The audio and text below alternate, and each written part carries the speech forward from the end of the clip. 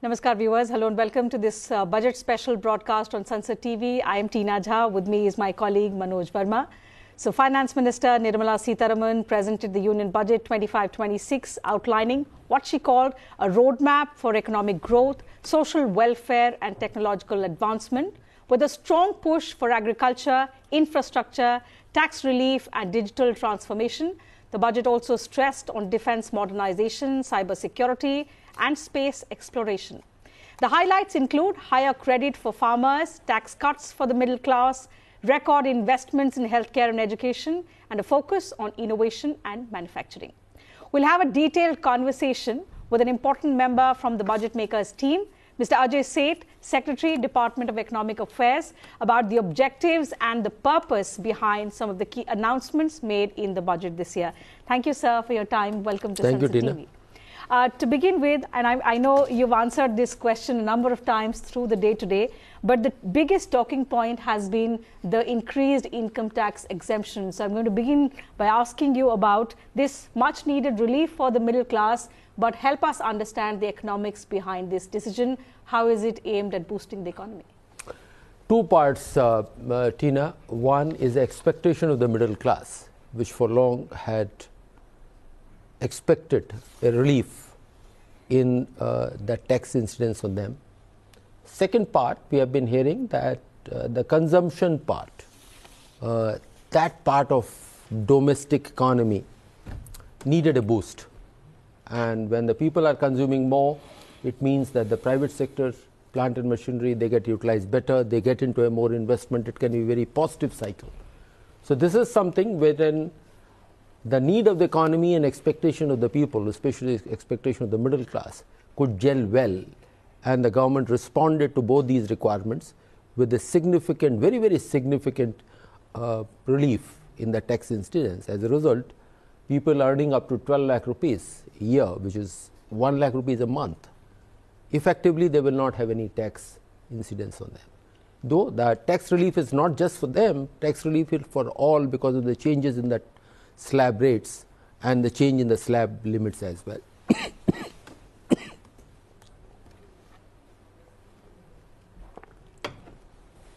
जी, अगर sir reforms की बात की जाए, क्योंकि प्रधानमंत्री जी ने बजट को रिफॉर्म की दिशा में एक महत्वपूर्ण संकेत बताया, उसकी कड़ी बताया जो रिफॉर्म सरकार ने पिछले सालों में शुरू की हैं, जिसके परिणाम उभर के सामने भी आ रहे हैं सकारात्मक। अगर 6 अहम क्षेत्रों में बड़े सुधार की बात मैं कहूं, जिसका उल्लेख वित्त मंत्री जी ने अपने बजट में किया है, खासतौर से टैक्स सिस्टम की, शहरी विकास, खनन क्षेत्र, वित्तीय, बिजली और नियामक सुधार, अगर इन क्षेत्रों की हम बात करें, क्योंकि विकसित भारत का संकल्प का बजट ये वित्त मंत्री जी ने अपने बजट में कहा, इन क्षेत्रों के साथ जब विकसित भारत के हम लक्ष्य की कल्पना करते हैं, लक्ष्य को देखते हैं, आप कैसे देखते हैं 6 क्षेत्रों के योगदान को देश की अर्थव्यवस्था के लिहाज से? देखिए, अभी हमारे देश की अर्थव्यवस्था जिस परिस्थिति में है और वहाँ से हमें विकसित भारत का जो हमारे लक्ष्य है वहाँ तक पहुँचने के लिए हमें ज़्यादा निवेश चाहिए जी, और उसके साथ ही साथ हमारा जो भी संसाधन है उसका अच्छा इस्तेमाल हो, उसका ज़्यादा एफिशिएंट इस्तेमाल हो, उसकी भी ज़रूरत है। जैसे प्रोडक्टिविटी इकोनॉमिक्स के जो सेंस में कहते हैं। और वो रिफॉर्म्स किस लिए ज़रूरत है कि वो हम किस तरह से हर चीज़ की प्रोडक्टिविटी को बढ़ाएं, चाहे वो हमारी भूमि हो या कैपिटल हो या लोग हों जी। तो ये रिफॉर्म जो पिछले 10 वर्ष में काफ़ी ही एक फंडामेंटल जो कहते हैं वो रिफॉर्म्स हुए हैं, लेकिन उसको एक और नए स्तर पर ले जाकर एक ट्रांसफॉर्मेटिव रिफॉर्म्स अगले 5 वर्षों में करें, उसका एक प्रयास है और उसका पहला कदम इस बजट में लिया गया है। You know, what's been very interesting to watch is if we look at the budget that was presented in July 2024, soon after the elections, it listed out 9 priorities. This time we see there are engines of development. That's how it's been categorized in the budget. The first 2, there is continuity in terms of the focus on agriculture, on the MSMEs.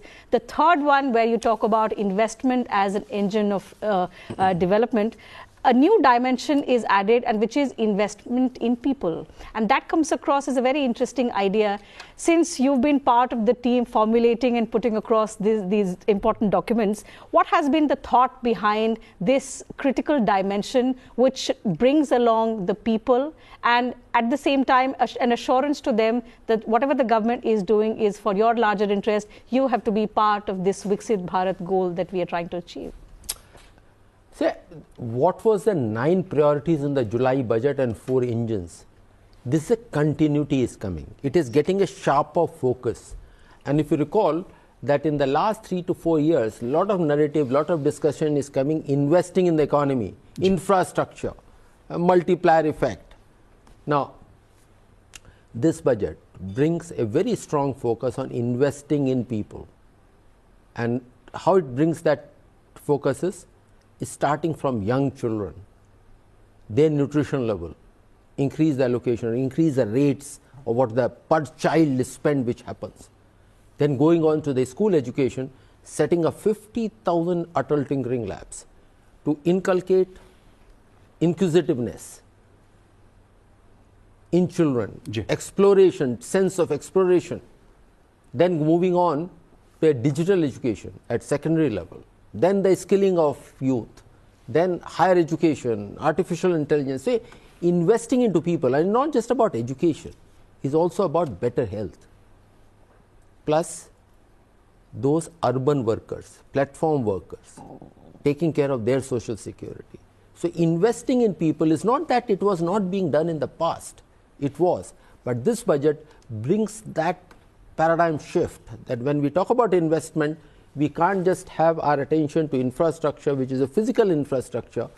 We have to have invest into the people, invest into the economy, and for getting our game up, we have to invest into innovation as well, which is a third piece, is a third dimension of investment which this budget brings out. Absolutely. I'll stick to the investing in people area, which covers, and as you rightly pointed out, nutrition, education, skilling, to also affordable drugs, better healthcare. I would like your opinion on the aspect of critical healthcare, which talks about how the customs duty has been, freed on 36 life-saving drugs. This comes across as a significant step, but this was a demand being made for several years now. What compelled the government to make the announcement in this particular budget? And also, is it in a way related to the numbers, the stark numbers on the rising instances of cancer cases in our country? Do you see it addressing or taking that concern as well into account? See, if you look at that, what the data of the last 4-5 years is showing, that out-of-pocket expenses, what the people spend on their own, out of the total health spend in the country has been coming down. And a very significant contribution to that reduction is Prime Minister Ayushman Bharat Yojana. Jan Arogya, Prime Minister Jan Arogya Yojana, which is the Ayushman Bharat Yojana, which takes care of, which assures for a very large number of people, 50 crore people, treatment up to 5 lakh rupees. But there are few diseases, and cancer being one of them, wherein the impact on the family can be huge because expenses can be more, it can be very traumatic. These are the ones which require beyond PM Jai Yojana. Right. So that's the one, getting into daycare centers, building capacities, taking care of those high cost drugs, what can be done. This is a complete one, how do we move together? So that's really an attempt that so many things needs to be done, but which are the bigger pieces to be done? Having done a large number of 50 crore people, providing a good health cover for normal illness or some serious illness, but these are extreme level of illnesses, getting attention to those as well. A little more detail on the Saksham Anganwadi and the Poshan 2 scheme before we begin to talk about the other sectors. What has been, or what are the core objectives of the Poshan 2.0 Abhiyan? What is it that the government has in mind? What is the target population? So, target population there is young children, as the number itself come in, that about 8 crore, more than 8 crore children, then about 1 crore plus pregnant women, lactating mothers, and 20 lakh adolescents, girls, in aspirational districts in the northeastern region, to provide them with the supplementary food, one meal a day, one extra meal, which the government, it gets into that from the program. Because we know for sure, it's not just education, it has to be a well-nourished child, well-nourished mother. That is an attempt we will have to do, so that the incidence of malnutrition goes down, and it is a healthy child. When it grows up to the youth, then it can be a much better participant for economic activities. जी बिल्कुल sir, अगर बात हम tax payer की करें, देश की अर्थव्यवस्था की जाए, जीडीपी की बात की जाए, जिसको लेकर पिछले अगर मैं कहूं तो सवाल उठते रहे, उसको किंतु परंतु जैसी चीजें आती रहीं, लेकिन अर्थव्यवस्था हमारी कोविड के बाद भी बड़ी और मजबूत होकर उभर के सामने आई। लेकिन एक टैक्स पेयर्स को इतनी ऐतिहासिक राहत जो दी गई है सरकार की तरफ से, इतनी बड़ी छूट जो दी गई है, उसका ऐलान जो किया गया, मैं इसको इकोनॉमी के पूरे संदर्भ में, जो हमारा आर्थिक तंत्र है, क्योंकि व्यक्ति का लाभ हो लेकिन समाज का और राष्ट्र का आर्थिक दृष्टि से निर्माण हो, उसका इंपैक्ट क्या पड़ने वाला है जो सरकार ने इतना बड़ा कदम उठाया है। क्योंकि सवाल राजकोषीय घाटे का भी सर कहीं ना कहीं उभर के सामने आता है, उसको मैनेजमेंट, उसका प्रबंधन, वो भी एक बड़ा हमारे सामने सवाल उभर के सामने आता है। देखिए कि इसमें ये जो 1 लाख करोड़ की, जो करीब हमारी जीडीपी का 0.3% बनता है, बहुत ही बड़ी धनराशि है जी। और वो जो एक इतनी बड़ी रिलीफ दी गई है, ये तो आम करदाता जो मिडिल क्लास का है, उसकी जेब का पैसा है। अब उसका क्या करता है, उसे डिसाइड करना है। वो कंज्यूम भी कर सकता है, ड्यूरेबल हो सकता है, खरीदे, हो सकता है मकान में लगाएगा, हो सकता है सेविंग्स करेगा, ये उसका निर्णय है। लेकिन जो कुछ भी करेगा उससे अर्थव्यवस्था को मदद मिलेगी। तो एक ये 2 पहलू आते हैं कि जो सरकार विभिन्न वेलफेयर के जो प्रोग्राम चलाती है, और जो सरकार की एक मूलभूत जिम्मेदारी जो होती है, वो देश की रक्षा करना जी, एक्सटर्नल वर्ड से लॉ एंड ऑर्डर को बनाना वगैरह वगैरह, उसके साथ जो एक वेलफेयर की जिम्मेदारी होती है, उसके लिए सरकार को कर संसाधनों की भी ज़रूरत पड़ती है। उसका एक जो बैलेंस करना कि कहाँ पर लोगों के हाथ में, मिडिल क्लास के पास में पैसा ज़्यादा रहे, उसका एक बड़ा भारी निर्णय लिया गया है कि अर्थव्यवस्था को भी मदद हो और साथ ही साथ मिडिल क्लास को भी एक बड़ी रिलीफ मिले। Since we are talking about the income tax relief, this has been the biggest talking point, as I said earlier as well. And since you've joined us for this interesting conversation, sir, can I take the liberty to ask you about some of the contours of the new income tax bill? Because tomorrow onwards, that is going to be grabbing headlines, and that is what the entire country is going to be talking about. Could you share some contours of the new income tax bill that the government is set to bring in the next week? देखिए, ऐसा है कि ये नया bill वित्त मंत्रालय में तैयार हो गया है और उसे अभी कैबिनेट में उसकी अनुमति मिलनी है।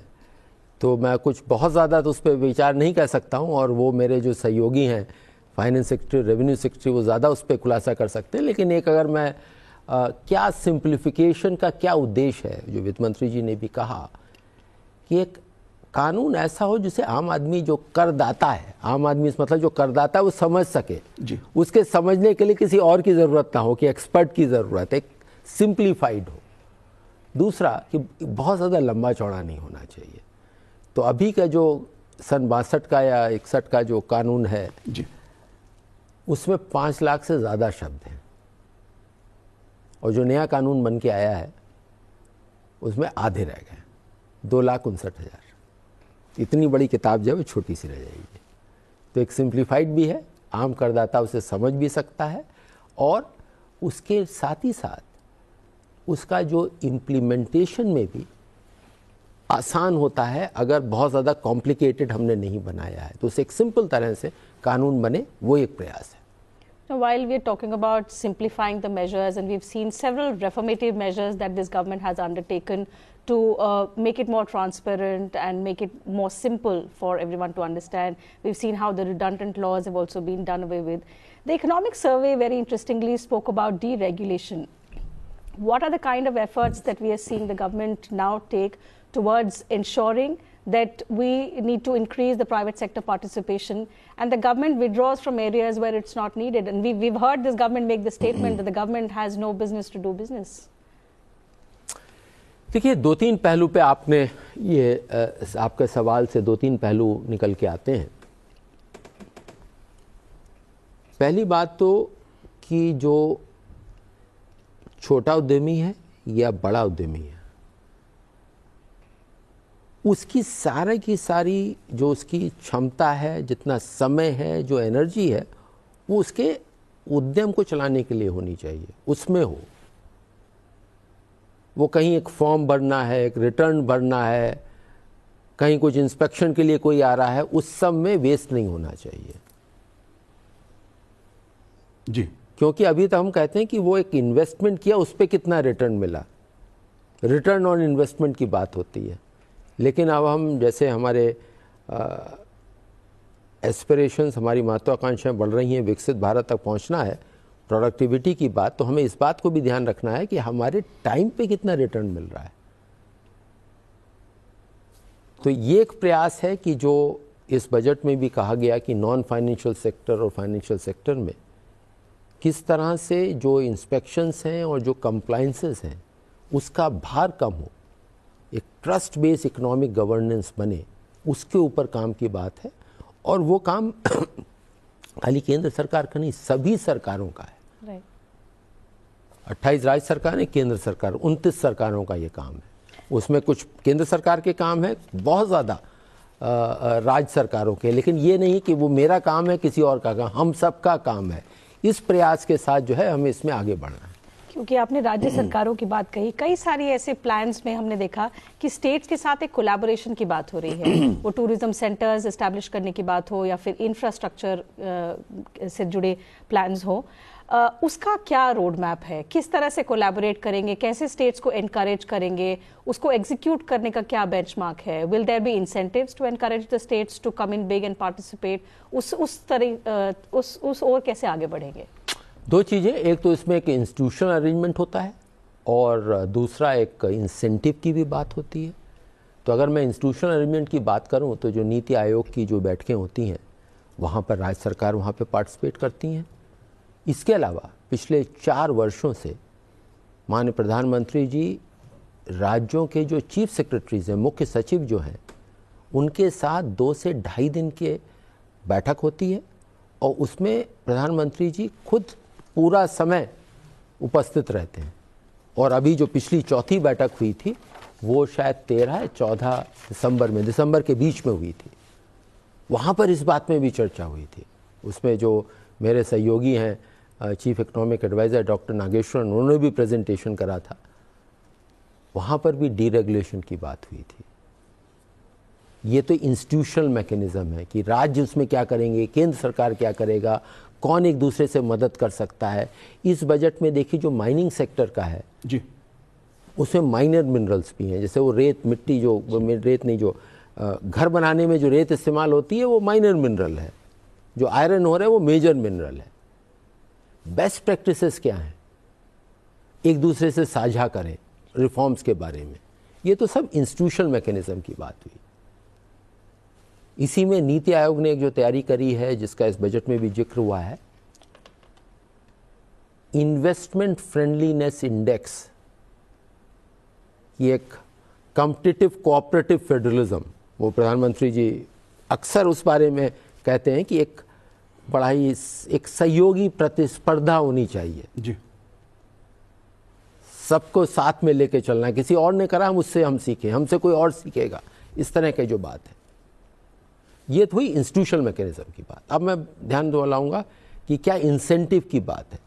तो पिछले 3 वर्षों से, और जिसमें पिछले वर्ष उस पर ज़्यादा ध्यान दिया गया है, कि जो 50 साल का ऋण मुक्त कर्ज सरकार देती है, केंद्र सरकार राज्यों को देती है, interest free loan for infrastructure, for the capital expenditure, उसका एक बड़ा भाग रिफॉर्म से होता है कि आप ये 5 चीज़ें करिए तो आपको ये धनराशि आपके इंफ्रास्ट्रक्चर के लिए उपलब्ध होगी। और इस बजट में भी कहा गया, अर्बन रिफॉर्म्स की बात करी गई है।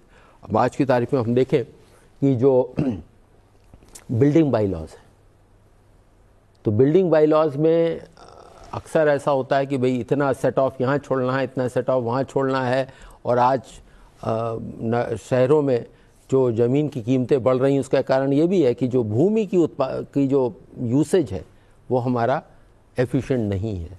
तो राज्य कैसे करें, उसके लिए एक इंसेंटिव है, बिल्डिंग बाय लॉज आप अपने सुधारिए। तो वहाँ पर एक बड़ा भारी वहाँ पर काम है। इसी तरह से कहें कि अब जैसे दिल्ली में तो बड़ी भारी मेट्रो की बड़ी 400 किलोमीटर से ज़्यादा है, लेकिन मेट्रो के आसपास फिर डेंसिफिकेशन भी होना चाहिए, हाई राइज बिल्डिंग्स वहाँ पर बननी चाहिए। तो उसका भी एक रिफॉर्म है वो वहाँ पर, उसे कैसे इंसेंटिवाइज करें वो भी एक प्रयास है। सर, इकोनॉमी को बूस्ट देने के लिए कृषि सेक्टर को एक महत्वपूर्ण सरकार ने प्राथमिकता में शुरू से ही रखा है, पहले दिन से रखा है। और इस बार भी जो फोकस देखने को मिला है बजट में, कई सेक्टर्स पे जो कृषि क्षेत्र से जुड़े हुए हैं, सरकार ने किसान की आर्थिक आय भी बढ़े और जो कृषि क्षेत्र से जुड़ा जो विकास है वो भी बढ़े। बात कपास के किसान की चिंता भी सरकार को है, और मखाना जो बिहार का है उसके बोर्ड का जो गठन है उसको लेकर भी, इसको आप सर पहलू कैसे देखते हैं? क्योंकि किसान की आर्थिक उसका सवाल है सर ये, क्योंकि जिस पर प्रधानमंत्री जी लगातार जोर देते रहे हैं कि हम चाहते हैं किसान की आय बढ़े, देश का उत्पादन बढ़े, दलहन के लिहाज से देश आत्मनिर्भर बने। ये मुद्दे इस बजट में देखने को मिलते हैं। क्या संदेश है, क्या संकेत है? देखिए, ये हमारे देश की ज़रूरत है कि एक बहुत ही अच्छी इकोनॉमिक्स भी है इसमें, कि जहाँ पर हम बात करते हैं कि जो सेक्टर्स बड़े अच्छी तरह से बढ़ रहे हैं, सर्विसेज कह लें या मैन्युफैक्चरिंग थोड़ी बहुत मदद के साथ बढ़ रहे हैं। कृषि एक क्षेत्र है जिसमें एक बहुत बड़ी हमारी आबादी, देश की आबादी कृषि आधारित आबादी है, गांव में रहती है। उन्हें साथ में लेकर ही हम विकसित भारत पहुंच सकते हैं। तो इस बजट में एक बीज से बाजार तक पूरी एक श्रृंखला को बनाने की कोशिश करी गई है कि जो 100 ऐसे डिस्ट्रिक्ट हैं जी, जो एग्रीकल्चर कृषि के मामले में थोड़ा सा पीछे हैं, एवरेज से नीचे हैं, उन्हें हम कैसे जो नेशनल एवरेज है वहाँ तक लाएं और फिर अग्रणी स्थान तक ले जाएं। एक तो पहली बात यहाँ पर सोच है। दूसरी कि जिसे गुड इकोनॉमिक्स की बात कहते हैं कि अब देश में सभी की आय बढ़ रही है तो अफोर्डेबिलिटी भी बढ़ रही है। तो अब खाली वो गेहूं और चावल खाने से नहीं है, तो फिर दालों का जो कंजम्पशन है या सब्जी और फल का जो कंजम्पशन है, मिलेट्स का जो कंजम्पशन है वो बढ़ रहा है। वो कहीं ना कहीं हमें फिर महंगाई में भी नज़र आता है। किसानों के पास सामर्थ्य है बनाने का, उसे उत्पादन करने का। तो इस बजट में देखिए दालों के ऊपर एक मिशन की बात है जी, समयबद्ध तरीके से हम कैसे फिर से आत्मनिर्भर बन सकते हैं। और ऐसा नहीं कि हम बहुत पहले थे, अभी 16-17 में भी हम नियर सेल्फ सफिशिएंसी में पहुंच गए थे। इसी तरह से सब्जी और फलों के बारे में, उसका किस तरह से हम व्यापक तौर पे उसका वहाँ पर उत्पादन, उसे वहाँ पर बढ़ाएं। और एक बहुत ही दूसरी इस पूरे बजट की पहली योजना कौन सी है? प्रधानमंत्री धन धान्य कृषि योजना जी, जो कृषि से पिछड़ा है उसे आगे बढ़ाओ। दूसरा, रूरल प्रॉस्पेरिटी एंड रेजिलियंस। इसके जो 2 भाग हैं रूरल प्रॉस्पेरिटी, वो ये है कि ग्रामीण क्षेत्र में ही हम इतनी इकोनॉमिक एक्टिविटीज जनरेट करें कि अगर कोई व्यक्ति शहर में आके काम करना चाहता है तो उसके लिए एक वो ऑप्शन हो, ज़रूरत ना बने। अगर वो गांव में ही रह के अपना करना चाहता है तो वो सफिशिएंट एक्टिविटीज़ वहाँ पर। दूसरा, रेजिलियंस, कि जहाँ पर हम बातें क्लाइमेट चेंज की बात हो रही है, तो आज हमारी कृषि जो है वो बहुत ज़्यादा रेजिलियंट बनने की ज़रूरत है। कि जो कभी बारिश ज़्यादा हो गई, कभी कम हो गई, कभी टेम्परेचर ज़्यादा हो गया, उस सब से फसल का जो नुकसान है, इस तरह के हमारे देश में बीज बने जिनसे इस तरह का जो वातावरण का जो चेंज आ रहा है उससे बहुत ज़्यादा कुछ नुकसान ना हो। तो इस बजट में एक नई स्फूर्ति के साथ एक व्यापक प्रबंधन हो कृषि क्षेत्र का, ग्रामीण क्षेत्र का, सबसे बड़ा फोकस वहाँ पर आ रहा है जी। From the agriculture sector, sir, I would like to draw your attention to the MSME sector, which has been described as the second engine for development. two interesting aspects that I would like to talk about. The focus product scheme for footwear and leather sectors, and the other is measures for the toy sector. Now, this particularly has been very interesting because the finance minister mentions that we are working towards making India a global hub in toy manufacturing. Now, this is a sector in which we have huge competition because of affordability and because of the reach. And India is at a very nascent stage, even though we've heard the Prime Minister talk about self-reliance and increasing manufacturing in the toy-making sector. What kind of push will it require in the days to come? How will we build on the announcement that the Finance Minister has made to ensure that we are able to handhold and support those in this industry who will boost manufacturing? देखिए, जो दोनों क्षेत्र हैं, और मैं खिलौनों के क्षेत्र का आपका जो विशेष तौर पे प्रश्न है, I'll come to that aspect. Both these sectors are labor intensive sectors. Right. So if we can do it well, it helps a lot of employment generation. If we find that in different parts of the country, there are different toys are available. Somehow the attention was not there, and we were getting accustomed to more factory made products which may be more suitable for another society, were coming to our market, and our children were happy playing those toys. Picking up those toys which are more ingrained to our society, to our culture, doing the capacity building, providing the cluster approach, providing the right infrastructure, providing them for their equipment manufacturing, it is possible to capture, or not capture, recapture that place. It is much easier for our child to get connected with toys which are connected with our society. If you look at different parts, that be it Rajasthan or in South in Karnataka or UP, there are different toys are there to get into those areas. The attention which have been paid in the last 2 to 3 years has led to a very significant reduction in imports. Indian industry is coming up, but it requires hand holding, and this budget through this scheme will attempt to get into those areas. जी, अगर sir global challenges की मैं बात करूं, technology की बात की जाए, technology के क्षेत्र में भारत ग्लोबल लीडर के रूप में उभर के आ रहा है। इकोनॉमी की जब हम बात करते हैं तो कई जो अंतर्राष्ट्रीय चुनौतियां हैं अलग अलग प्रकार की, वो भी उभर के आती हैं, क्योंकि विकसित भारत की जब हम बात करते हैं, अगले 2 दशक 2.5 दशक हमारे लिए बहुत महत्वपूर्ण है। और सौर ऊर्जा की बात अगर मैं करूं, क्योंकि हमने एक अलायंस भी बनाया इंटरनेशनल लेवल पर, इसको लेकर सरकार का काफ़ी फोकस है और इस बजट में भी उसकी झलक देखने को मिलती है। आप इन चैलेंजेस को देखते हुए, अगर मैं विकसित भारत की बात करूं, देश की अर्थव्यवस्था की बात करूं, तो उन चुनौतियों को देखते हुए इस बजट को कहाँ देख रहे हैं आप? देखिए, इस बजट में उस दृष्टि से 3 चीज़ें हैं जी। पहले तो हमारे 2030 के नेशनल डिटरमिन्ड कंट्रीब्यूशन वाले जो गोल्स हैं, NDC गोल्स जो कहते हैं, जिनसे 500 मेगावाट की रिन्यूएबल एनर्जी की हमें व्यवस्था करनी है, उसका है, और उसमें सोलर एनर्जी का एक बहुत बड़ा पात्र होने वाला है। वहीं पर आप दें क्लीन टेक मैन्युफैक्चरिंग, जो बड़े मैन्युफैक्चरिंग मिशन का एक भाग होगा कि किस तरह से सोलर PV सेल्स अपने देश में बनाएं। हम किसी और देश से इंपोर्ट करके 500 मेगावाट पर नहीं पहुंचेंगे, हमें अपने ही बनाने पड़ेंगे। उस पर जोर की बात करी गई है। दूसरा, ये हमें ज्ञात है कि सोलर एनर्जी का हर जगह हम नहीं लगा सकते, क्योंकि हर राज्य में स्पेयर लैंड नहीं है जी। वो कहीं एक भाग में स्पेयर लैंड है जहाँ पर आबादी कम है, वहाँ पर उत्पादन होगा और कंजम्पशन हो सकता है, कहीं और हो तो लंबी ट्रांसमिशन लाइन बननी है। तो उसके लिए इंट्रा स्टेट ट्रांसमिशन लाइन पे भी प्रावधान है, जिसपे